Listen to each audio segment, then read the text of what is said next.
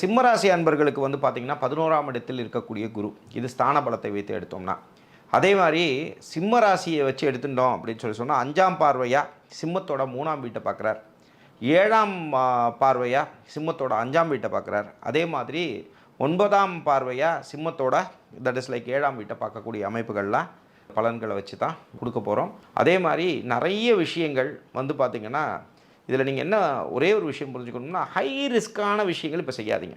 High ரிஸ்க்கான விஷயங்கள்னால் ஒரு உதாரணத்துக்கு அந்த அட்வென்ச்சர் பண்ணக்கூடிய அமைப்புகள், அதே மாதிரி அந்த பைக் ரேஸ் பண்ணுறவங்க, அந்த வண்டியை எடுத்துகிட்டு ஒயின்னு போகக்கூடிய அமைப்புகள்லாம் பண்ணிங்கன்னா சாரி டு சே திஸ், அது வந்து மிகப்பெரிய பிரச்சனையை உங்களுக்கு கொடுத்துரும். நான் முயற்சிகள்னு சொல்லக்கூடிய அமைப்புகள் உங்கள் வாழ்க்கையில் எடுக்கக்கூடிய முயற்சிகள், படிப்புகளை எடுக்கக்கூடிய முயற்சிகள், அவரவர் வயதை பொறுத்து இந்த பலன்கள் மாறும்.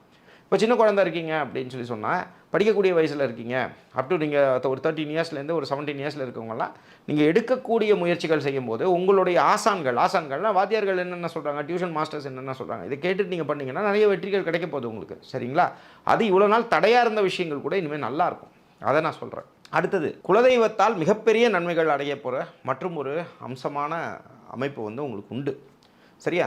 அதனால நீங்கள் என்ன பண்ணலாம் அப்படின்னா, எவ்வளோக்கு எவ்வளோ நீங்கள் குலதெய்வத்தை வணங்குறீங்களோ, குலதெய்வத்தை வணங்க இந்த ஒரு வருஷம் இருக்குது அப்படின்னு சொன்னால், இந்த தெய்வ பலத்தை நீங்கள் ஏற்ற ஈவன் வந்து அஷ்டமத்தில் சனி வரக்கூடிய அமைப்புகள் வரக்கூடிய தாக்கங்களும் இந்த குரு பயிற்சினால் உங்களுக்கு நிறைய நன்மைகள் கிடைக்க போகிறது.